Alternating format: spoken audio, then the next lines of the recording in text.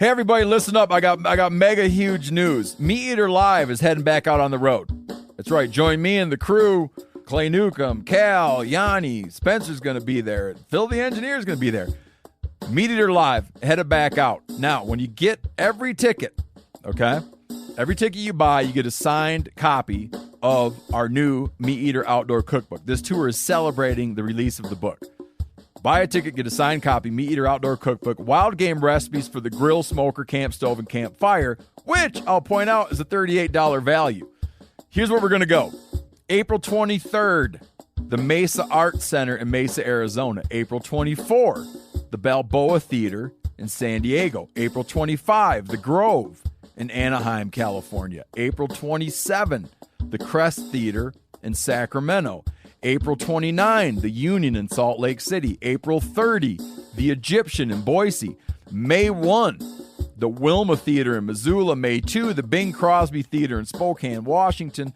May 4, Revolution Hall in Portland, Oregon. And May 5, the last day of the tour, Pantages Theater in Tacoma, Washington. For tickets and more information, visit the events page at themeateater.com. Hope to see you at the show. All right, Woods people, the season is going to be here faster than you can imagine. I know you've all been out there dialing in your archery equipment. Actually, there's a real world out there, and if you're anything like me and my friends, you've been taking your time getting your bow ready. We'd never advocate for you being irresponsible, but we understand it's pretty easy to end up really busy this time of year. I've been busy building brownie points. Does it work? Yeah, they don't carry over.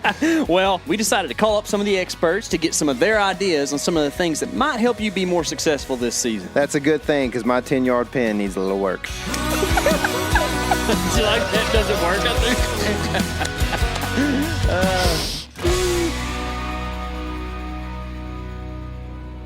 All right, on the show today, we've got Clint Warner. He's the general manager of Sevr. Clint, what's happening, dude? Hey, not much, Casey. A lot of hunting right now. Good. We are trying to get rolling that way. Tyler actually is headed to hunt right now, and we've got an elk hunt coming up pretty soon this month, but it's that time of year, man. I know it's probably crazy being in the business as well this time of year. Oh, yeah. Yeah, for sure. Yeah, product rolling in and out.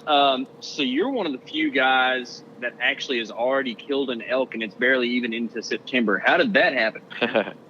Well, actually, a friend of mine had drawn what practically is a once-in-a-lifetime deer tag for him. It's a Ponsagant deer tag in Utah, and he's down there hunting deer, and I promised him I'd help him. So I was actually headed down to hunt with him and have some buddies along the way in a spike unit that I just said I'd stop off for a day or two and hunt spikes. And not 30 minutes into that, I mean, I'd set up my tent trailer at like 4, and by 5:30 we'd glassed up a couple, and by 6:30 my hunt was done. So it happened pretty easy. But the cool thing for me is that was my first archery elk ever. Really? So I'd killed him with a rifle before, and this is the first one I'd taken with a bow. So awesome, dude! Congratulations. Cool accomplishment for me, and it tastes good, by the way. Oh man, I know. We had a little mix-up with times, getting this thing going earlier, and probably was my fault. But either way, if you just want to repay me for the mix-up with the tenderloin or something in the mail, I wouldn't turn it down. Those are probably long gone already, though. So, but that's cool, man. Is that one of those units where it's trophy limited entry, and then there's guys can go in there and spike hunt too? So like, are you looking at giant bulls and stuff? Yeah, it's been 15 or 20 years ago, but Utah made a conscious choice to manage their elk herd for trophy elk. And I mean, when I was a kid, Utah didn't have much of an elk herd at all. It was all deer. And now we probably have one of the best trophy elk herds in the country. So that's because of the way they manage it. So most of the units that have trophy bulls on them, anyone in the general public can hunt over the counter, buy an over the counter tag and kill a spike or a cow bull on those units with a bow. Man. And so that's a pretty cool thing. What a lot of guys will do is, they're putting in every year, getting points, hoping for that big bull tag someday, but they'll learn that unit for the whole time hunting cows and spikes. So it's a good way to do it. That's cool. And it's a lot of fun, a lot of opportunity on those units too. Yeah, that's awesome, man. So how did the mule deer hunt go? It's still going. So that hunt goes till the middle of September, September 13th, I believe, next Friday. I mean, he's got his heart set on one or two deer, and he's hunting those specific bucks, and they're just giants. I mean, just incredible deer. So, he's hunting hard. I mean, he hasn't killed yet, but we've had some good run-ins with him, and he's got a lot of good help down there. I'm done with what I'm doing, but I spent probably 10 days down there. And the Ponsagunt's an incredible unit as well. I mean, that was just to go and be a part of that. Yeah. To be able to see, I mean, you're seeing more bucks than does. We joke, I joke around what's their doe to buck ratio, because it's flip flop to what you'd normally expect to see. But it's incredible down there. Yeah, that's cool. I mean, from what I understand, and I'm not a mule deer guy, but next to the Arizona Strip, the Ponsagunt's the other thing you hear about with giant mule deer, right? Yeah, Ponsagunt, the Henry Mountains, maybe the Kaidab. But the Ponsagunt's special because it's a flat plateau for the most part, and the deer migrate completely off the plateau every year and move south down into northern Arizona and then the desert. So it's a pretty unique situation in that you're hunting deer that don't spend their whole year in a lot of these areas. So it's a pretty neat story to learn about that, but then just to be there and to see all the deer, it's crazy. I mean, I'm not joking, when I say a 160 to a 180 inch mule deer is just another deer down there. Oh man! And it's like, oh, what'd you see today? Oh, I just saw some deer. I mean, it wasn't. That's the typical deer you see on the Ponsagunt is that 160 to 180 inch class buck. And we're looking for he'd like to get that 200 inch deer, and he's got his eye on a couple, but the whole unit's just full of just awesome bucks. So is that a age structure thing, or is it more because it's just the highest quality habitat, so you have deer with giant antlers there? Well, I think there's a little of both, but I mean, I think the genetics are just really good, and they don't allow a ton of people to kill on there every year. It's with all the tags, you might be looking at 50 tags total can hunt a unit that's bigger than the state of Vermont, So it's a pretty big area, but it just isn't pressured. I think that's probably the biggest thing. But I mean, for mule deer to get to 180 to 200 inches, it's going to be at least 3.5.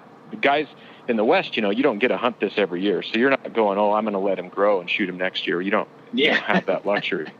So I think most guys, we're not age classing bucks and going, let him grow. Now, an outfitter might do that. Yeah. But, if I have that tag and I see, 190 inch deer, I'm going to shoot it. It's just I think most people, that's kind of how they approach it too. But it grows big deer, I think, in part that, the management's incredible. The state does a really good job of managing the habitat, but also just, managing with the landowners around the area and managing the deer herd and listening to input and biologists' input, and it just gets managed well. Yeah, that's awesome, man. It sounds like one of the few places that it's not the whole story of, man, you should have been here 20 years ago. It seems like so many people, that's just the cool thing to say. Like, man, it's not as good as it used to be, right? But it sounds like y'all are having your heyday in Utah, and that's awesome. So certainly in some areas, some areas, I'd say the Ponsagunt is as good as it's ever been. The Henry Mountains made a comeback, and they've done a good job, returning the quality of the herd on that unit. But in so much of the state, elk have really taken over, and in most units, you don't find trophy mule deer bucks when you have trophy elk in those units, and at least in Utah.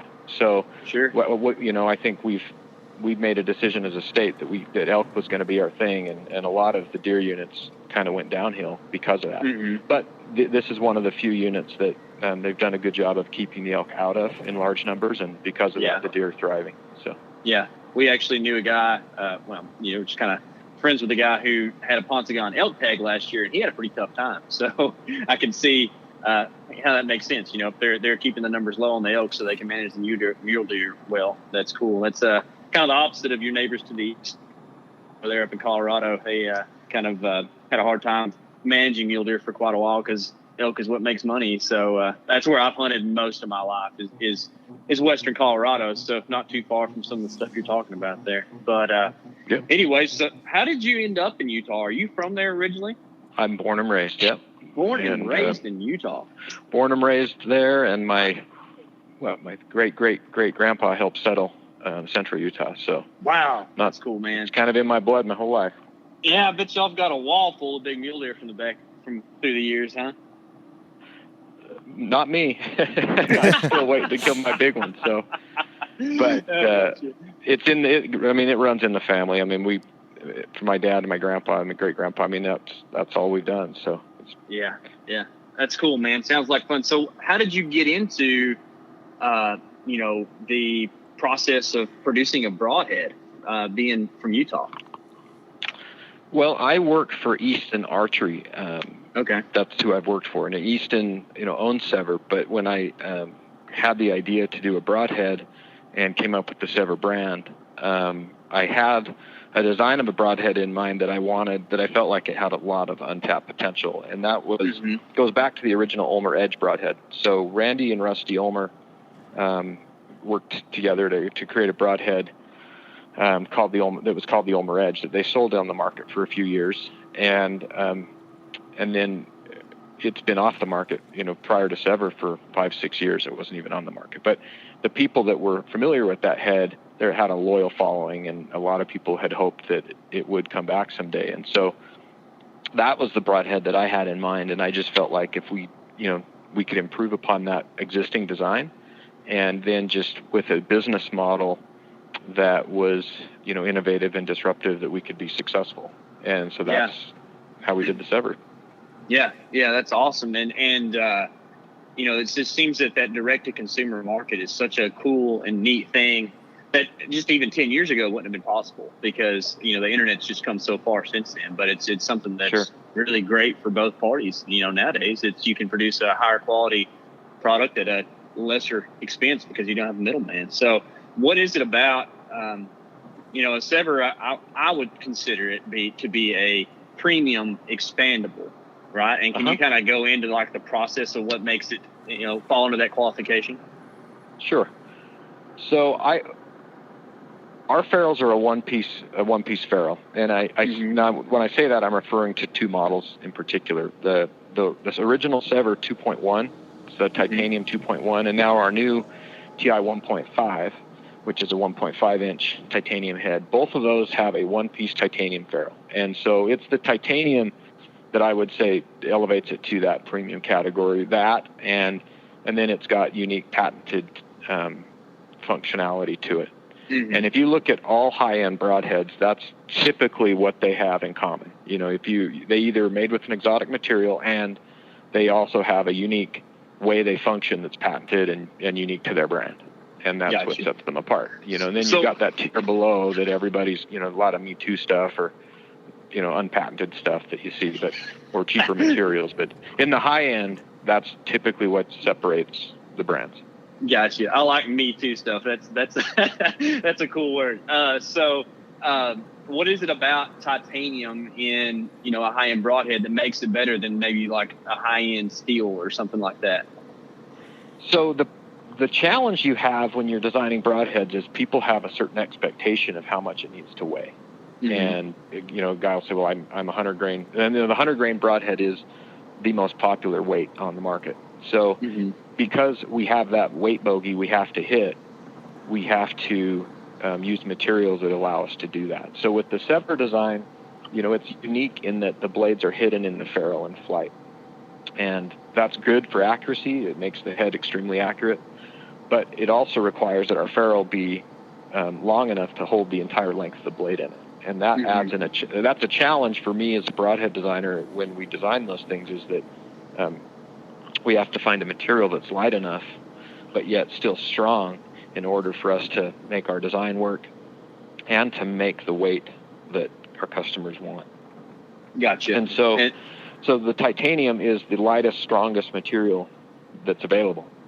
And so the strength to weight ratio is highest on titanium versus any other material. Yeah. Titanium being a pretty strong material, is there any issues with, being brittle or anything like that? I know whenever you start hardening steels, the harder the steel, usually the more brittle it becomes. Is it the same with titanium? If the engineering is done correctly, then those nuances of the material don't become a problem. And so that's stuff that we get into when we develop the product, is we have to look at the mechanical properties of the material and then design it in a way that those don't become an issue. So titanium does have, it doesn't want to bend, for example, right? Mm-hmm. So it has a relatively small window between its yield strength, which is the point that it bends, and when it would break. And so we need to make sure that we don't design it in a way where that's gonna become a problem. But the good thing is, where that's really nice. What's nice about titanium for broadhead design is because it's not as likely to bend as aluminum or other materials.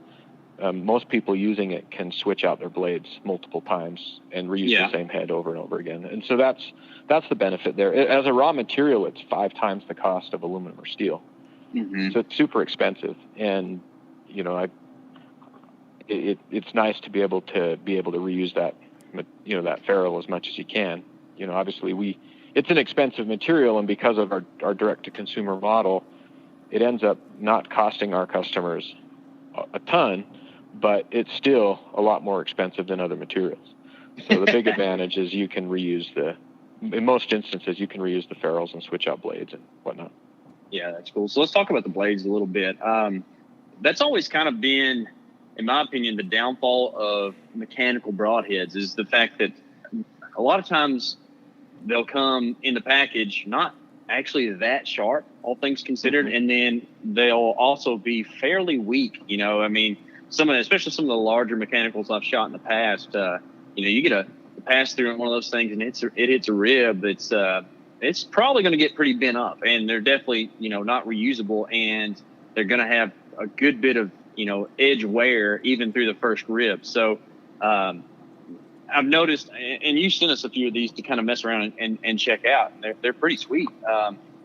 And the blades seem a lot stronger than your standard expandable. Is that the case? And what makes them different? So what the raw materials that we're using in our blades, and I would say most disposable blade broadheads are going to be very similar, a similar type material. But what makes ours different really is how the blade functions, and then how the overall design of the head manages the stress. Because one thing unique with Sevr is it's the only locking, pivoting broadhead on the market. Mm-hmm. And what that means is that when the head deploys, the blades open up and they lock open, but then the head can pivot in that locked position. So that does a couple things. It allows the head to not deflect, of course, when it hits bones, and we talk about that a lot in our marketing and stuff. And that's what a lot of people have come to know us by.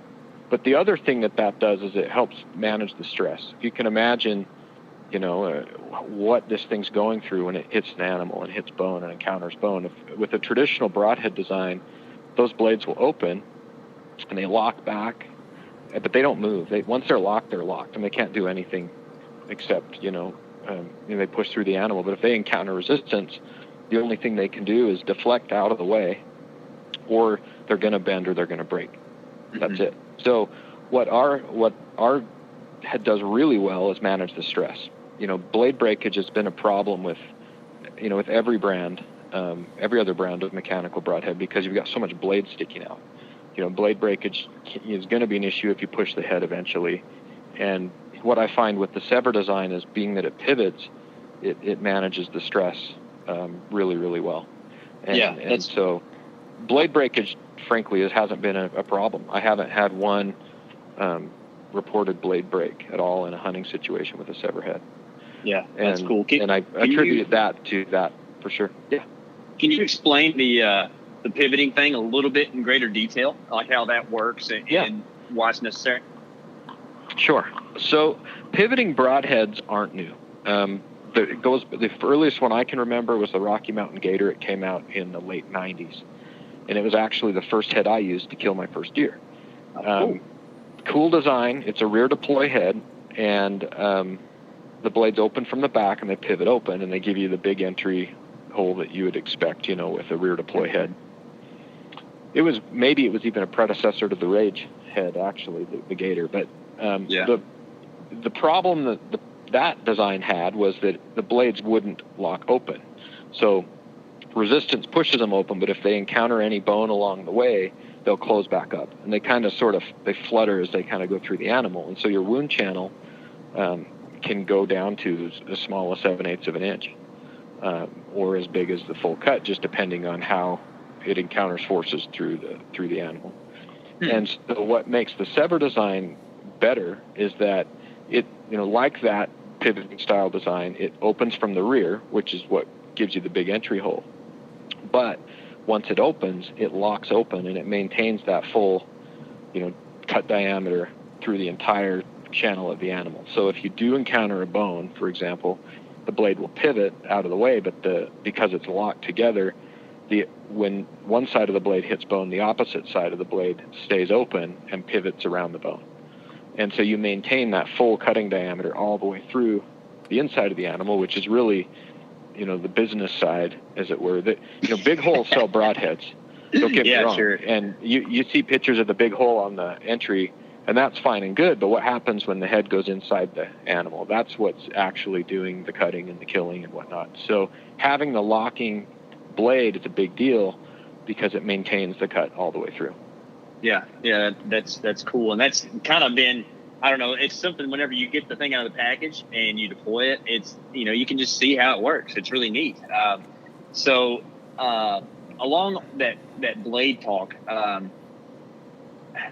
the blades lock into place, but there's something, in the laws where you can't have a barbed broadhead, right? How do you kind of circumvent that situation? Yeah, so part of our patent addresses that, and what it allows is as the blades, so they lock open, but the way that now this is a little tricky too, because the way that every state defines their broadhead laws may make a difference, may be okay in one state, but maybe a problem in another, depending on how they write their laws. But I'll just to simplify things, let's say the state says barbed broadheads aren't allowed, and they leave it at that. Typically what that means is that the angle of the blade when you're looking at the ferrule is less than 90 degrees. That would comprise a barbed broadhead. So if you're looking at the ferrule being 0 degrees, and if the blade were sticking straight out from the ferrule, that would be 90 degrees. So if it's less than 90 degrees, which our head is in a locked position, it would be considered barbed. Another head, a good example, a ramcat, for example, that shape of the blade is less than 90 degrees, so that would be considered barbed. But because our blades pivot forward, so if you were to try to remove the broadhead, if it were stuck in an animal, those blades would pivot all the way to the front, and because that angle is now greater than 90 degrees, it's no longer considered barbed, and that's how we get around that issue. Cool. Well, Tyler, you got a question? I do, man. I've got a question and a follow up to the answer as well. And Clint, what head did you shoot your elk with?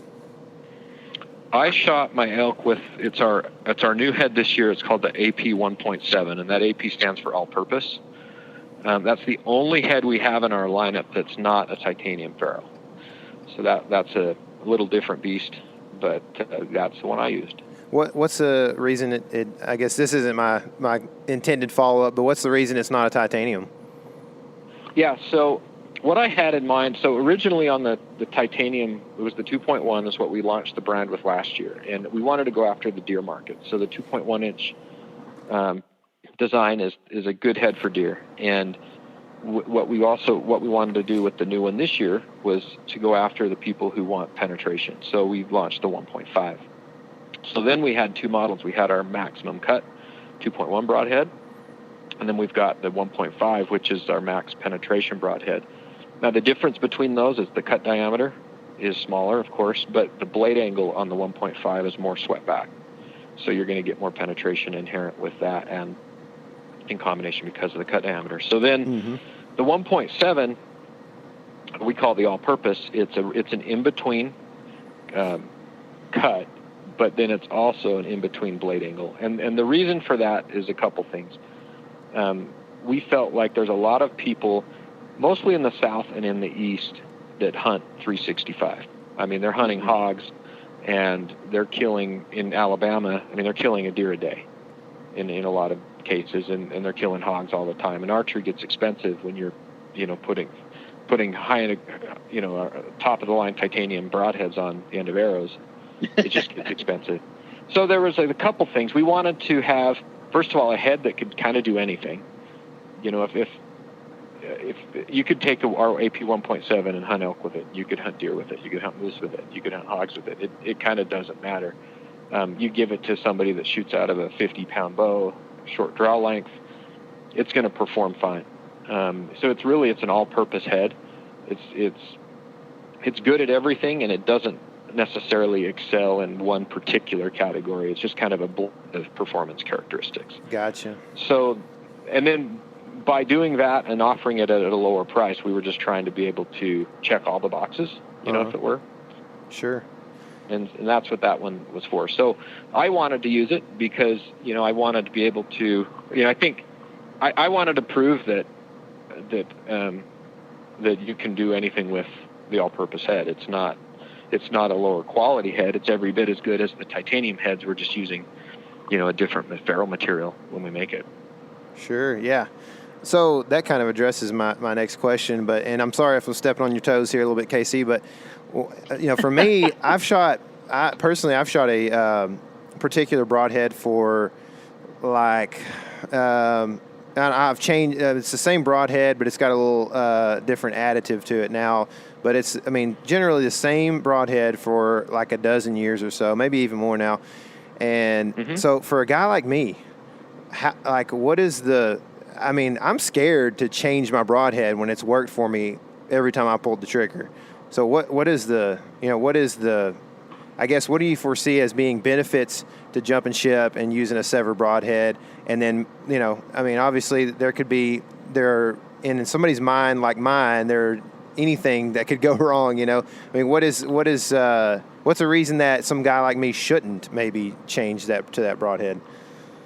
Yeah. So at the end of the day, you've got to have confidence in your equipment. And what I like to tell people is that, first of all, the Sevr design is a rear deploy head. And most people shooting a mechanical broadhead today use some flavor of a rear deploy head. Rage is probably the biggest player in that space, and really did a good job of, showing the market what you can do with a rear deploy design. And so, they do really well with that design. And I'll just use them as an example. I tell people, if you like the performance you see in there, you're going to love how the Sevr performs, because the pivoting blade is going to give you comparable entry holes that you would see to other premium rear deploy mechanicals. But what sets us apart is by being locking pivoting, you eliminate deflection. So when any mechanical has a 2-inch blade on it, you hit a bone with that blade, the head can deflect if the bone doesn't break, and the arrow can change direction. And that's a downside that can happen with really any other mechanical design. And so what Sevr's going to bring to the table is it eliminates that variable of blade deflection.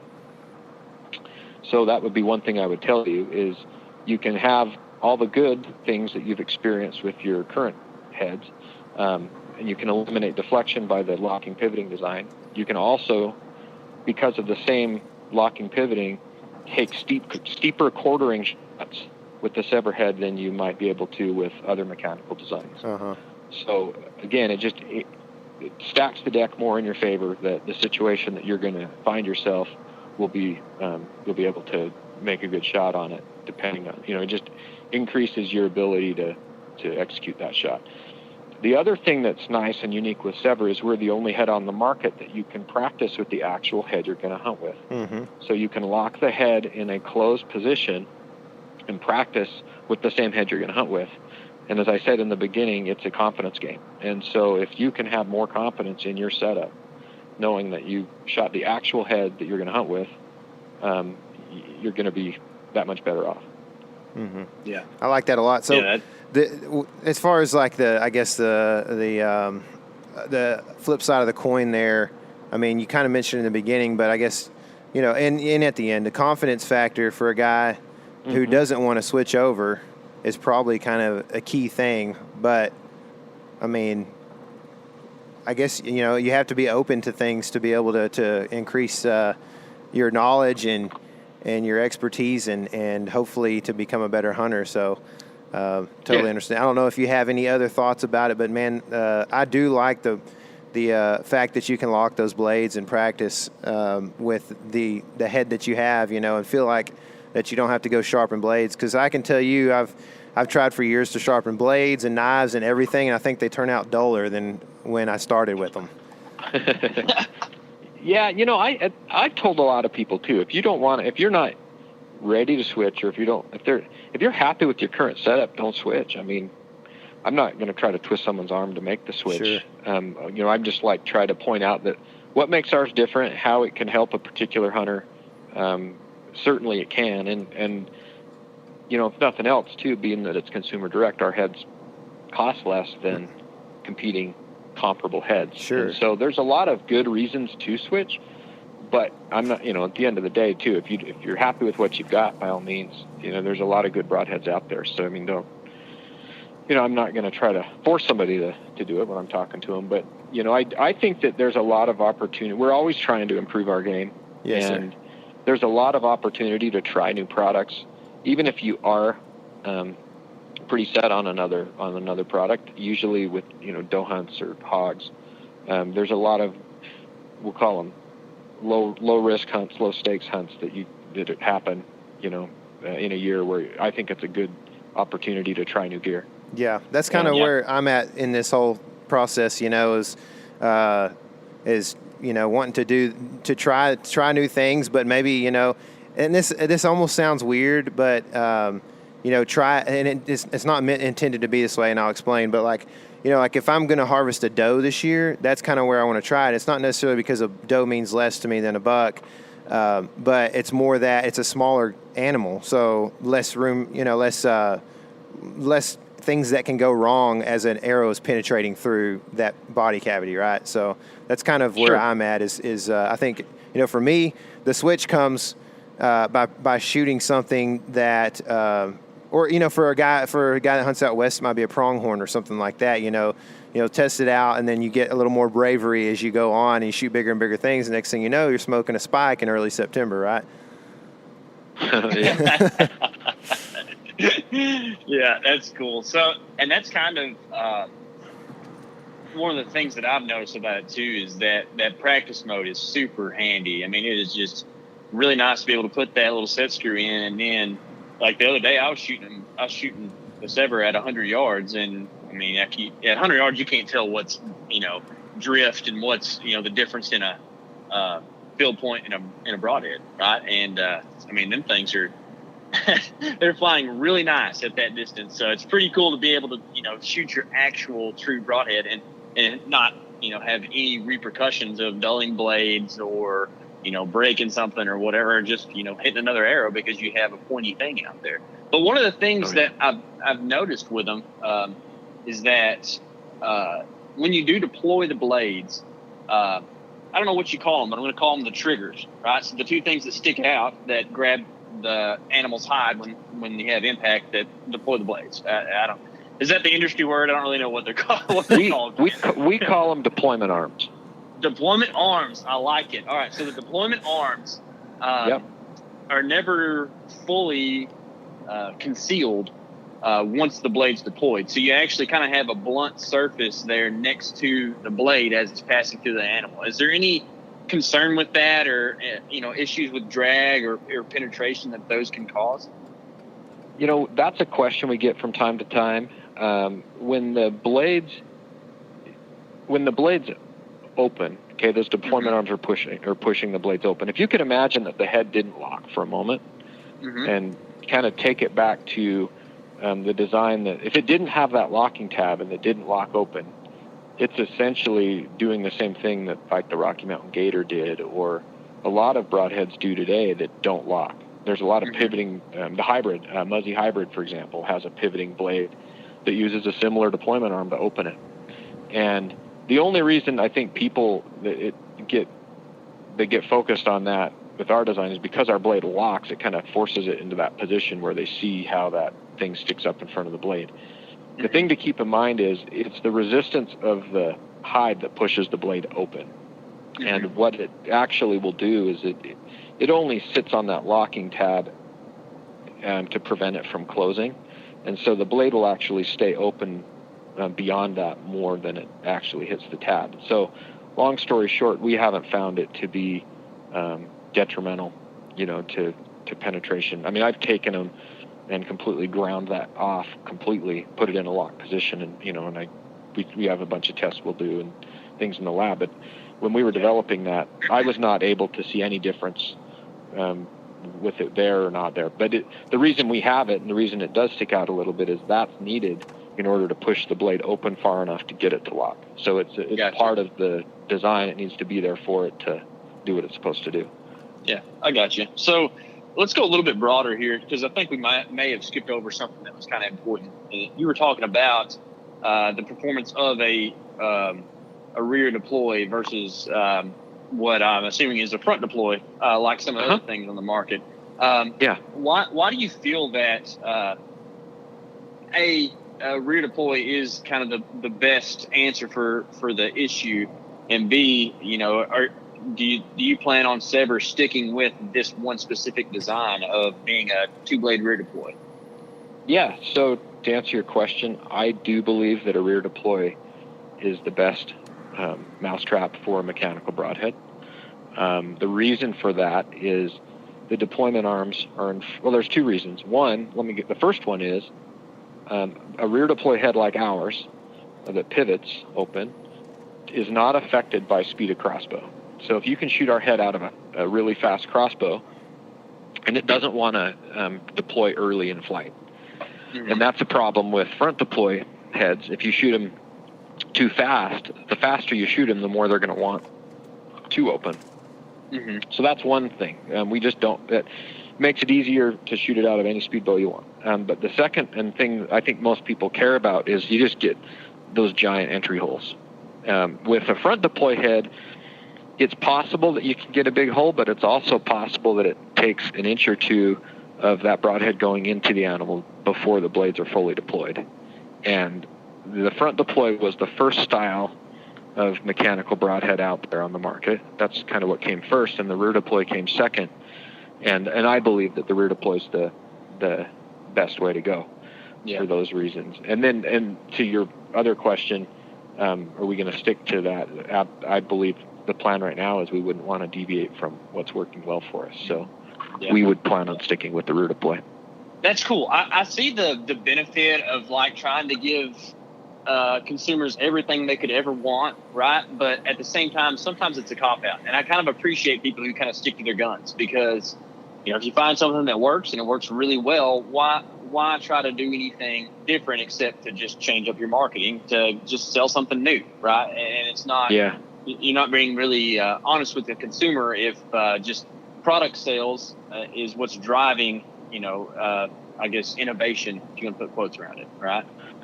Well, it takes a lot of effort to promote a brand and to promote a product. And if we were changing it up, if we had a fixed blade or if we had a different mechanical design, we would have to explain that and talk about what it is, what it does differently, why do we have it. And I think we can do better with having a laser beam focus. And this is what we do every day, is we support the Sevr design, which is the Sevr brand and the Sevr head, and everything feeds into one message. Locking, pivoting, you can practice with it. I mean, everything about what is Sevr, I think most people now that have heard about our brand know that it's a locking, pivoting design, and that's partly because we're just we're focused on that one thing. And I believe that's a strength to our brand. We don't have distractions. We don't have a lot of products we're trying to support. We have a design, and we have 3 different models, but they all work the same. Yeah, for sure. So, earlier you talked about how the Ulmer Edge kind of had a cult following, and I can remember like those things going for like $20 a piece, like on forums and stuff. Like people Sure. were all about them. People that love them. But I Uh-huh. don't really know the details of them. What did you tweak on that original broadhead that you really liked about the Sevrs? Basically, the only thing that's the same as the original Ulmer Edge is the patent, the intellectual property that we're using to make the Sevr. Everything else about the head was changed. So the locking pivoting blade, I mean, the way our blade functions and opens and locks open is the same. But the ferrule's completely different. We re-engineered the blades. The original Ulmer Edge had a single bevel. We changed it to a double bevel. We added a spring washer inside the system. So really, every single thing was completely re-engineered from the ground up. And in part because we're not the same. We aren't the same people that did the Ulmer Edge. So yeah, sure. we kind of had to come at it new anyway. So, but yeah, I mean, fundamentally, it's an entirely new broadhead, just working under the same mechanics. Yeah, I got you. So, let me tell you my hang-up. All right. Okay. So I plan on shooting a few animals with a Sevr this year. Don't get me wrong, because I think they're cool and I see the benefits of it. But man, the O-ring thing drives me crazy. So tell me why an O-ring shouldn't bug me that bad. Well, I tell people, don't hate on the O-ring. It's just doing its job. And right, if you're going to hate on something with a lot of broadheads over the years have used O-rings and people didn't like it. It's not the O-ring's fault. It's the design of the broadhead's fault. I mean, if I were to design a broadhead that had an O-ring that was exposed, and easy to break, and I'd be frustrated too, and I wouldn't want to use it. And then so much so, you see broadheads, they went away. They went away from O-rings entirely and have gone to collars and different other ways to retain blades, clips, and different things. Here's what I love about an O-ring with the right design, and I'll couch it in that. If you have the right broadhead design, what I love about an O-ring is it's simple and it works every time. It's simple and it works. And you can overcomplicate things to a fault sometimes, where we try to come up with a better mousetrap that doesn't work all the time. And you hear horror stories of some heads not deploying and different things. And I don't want that. I want our head to work every time. And what I love about the O-ring is it's simple and it works. So but back to what I was saying, it's all about the design of the broadhead. Our blades are completely hidden in the ferrule. So when you put the O-ring there, there's a little notch on the back that it kind of contains it. Getting that thing to pre-deploy when you don't want it to, like, if you're sneaking around the woods and you snag it on something, that it's just a non-issue, frankly. Yeah. I mean, the blades, if the blades were partially open, like a lot of other broadhead designs are, then I think we'd be having a totally different discussion, because I'd say the broadhead design requires something else that we might want to look at it. But being that ours is what it is, I'll hear it on the front end, like you're telling me now, like, hey, I'm concerned about this. I don't have any Sevr customers, once they switch to shoot our stuff, that ever complain about having the O-ring there. I mean, it's just not an issue. The other part that's nice about the way ours is designed is you can put a spare O-ring right on the arrow, right behind the broadhead, and if you do happen to break it, you can reload that by just simply rolling it up with your thumb, and you don't even have to look at it. I mean, you don't have to loosen it, you don't have to do anything. It takes less than half a second to reset that. So sometimes I think O-rings got a bad rap because of other designs, but having used it on ours for now going on 3 years, I've taken upwards of almost 40 animals with them. I've never, ever had a situation in the field where I looked down and my broadheads were deployed or something like that. I mean, it just isn't a problem. We also we changed. We didn't make them out of rubber either, so that's another complaint that people would have is that the rubber bands would rot, or they'd get old and then they wouldn't, they'd break easy. Ours are made of silicone, the O-rings, so they don't have a shelf life. So that was just something we did to we didn't want problems that way. Yeah, see, that's something I kind of had in the back of my head was the fact that that's going to, sooner or later UV is going to break that down. But if it's made out of, silicone, then it's not going to have that issue. That's cool. Yeah, heat won't affect it, cold won't affect it, or time won't affect it. So I'll tell you what will affect it. What I learned is that you need to take that O-ring off when you put it in practice mode, because those blades will wiggle a little bit enough to break the O-ring. So I busted an O-ring the other day. Learned my lesson. Yeah. Shooting them into a target. Yeah. What I like to do is just take the O-ring. You don't even need to take the broadhead off to do it, but just roll the O-ring back all the way onto the arrow, right to the front of the vein. Yeah. On your arrow. Cool. Just roll it all the way back out of the way, and then you can do your practice shooting, and then when you want to, put it back, you can just roll it, it back to where you need it to be. So that's a good idea. Tyler, you got anything else? Man, you guys have addressed pretty much everything I've been thinking. Just one step ahead. That's right. Yeah. Yeah. It's like I'm listening to my own podcast. You know what I mean? Clint, what's a good way to remember to take out your practice screw in? That way you don't go into the field with a practice head. Don't drink. Someone's gonna do it. Oh yeah. Yeah. Someone's gonna forget to take the. Oh, I know. It'll be my fault they don't get their deer. But no, honestly, I think you just gotta. What I like to do is I like to keep one or two heads in practice mode, and they're kind of like my dedicated practice heads. I'll even paint them and do different things, and I don't ever take the set screws back out. They kind of become my these are ones I shoot when I need to check them. Yeah. And then I just use fresh ones to hunt. That's just what I do, and I recommend that to most people. I mean, I've practiced with the actual head I hunt with a couple times. When I get to camp, if I feel like something might have moved, especially if I'm moving in elevation, if I fly to a different state or something, I will put that in once and just take a shot or two into a target with it. But yeah, I mean, you just gotta pay attention to your stuff and don't make that mistake, right? Yeah, that's right. Yeah. So what's the biggest bodied critter that you've shot with the Sevr? Would probably be a zebra. Zebra. Wow. Yeah. Yeah. How'd that Went go? to Africa last fall, and I shot 11 animals there. Wow. And that's cool. Yeah.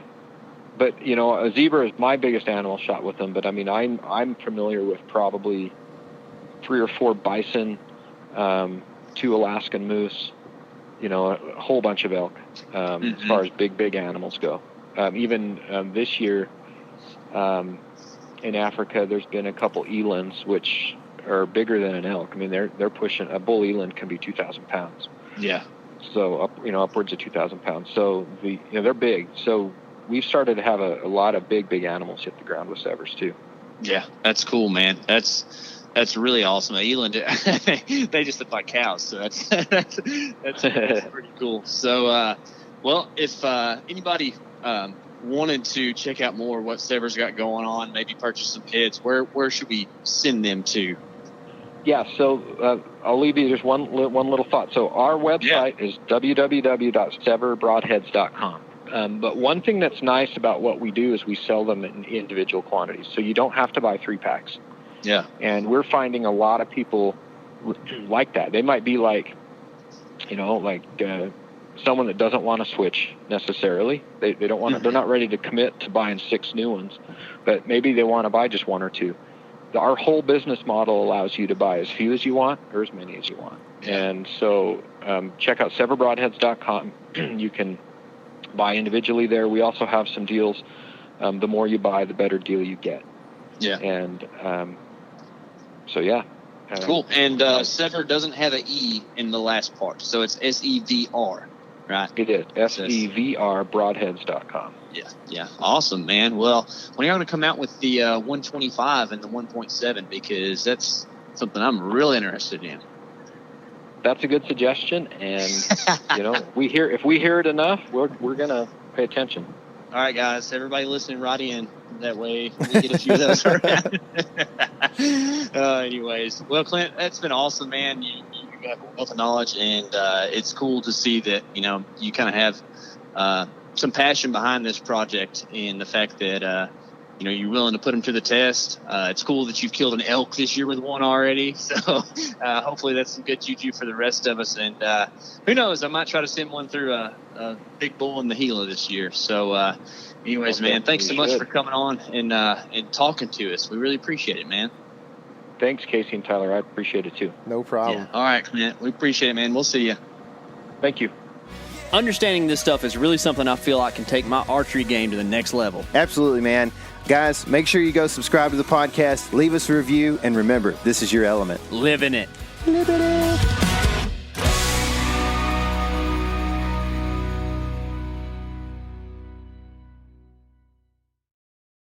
Hey everybody, listen up. I got mega huge news. Meat Eater Live is heading back out on the road.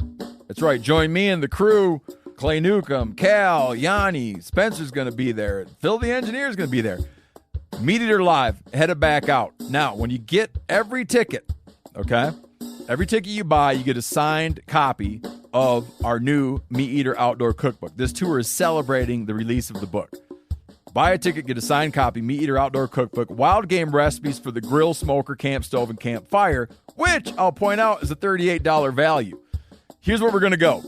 April 23rd, the Mesa Art Center in Mesa, Arizona. April 24th, the Balboa Theater in San Diego. April 25, the Grove in Anaheim, California. April 27, the Crest Theater in Sacramento.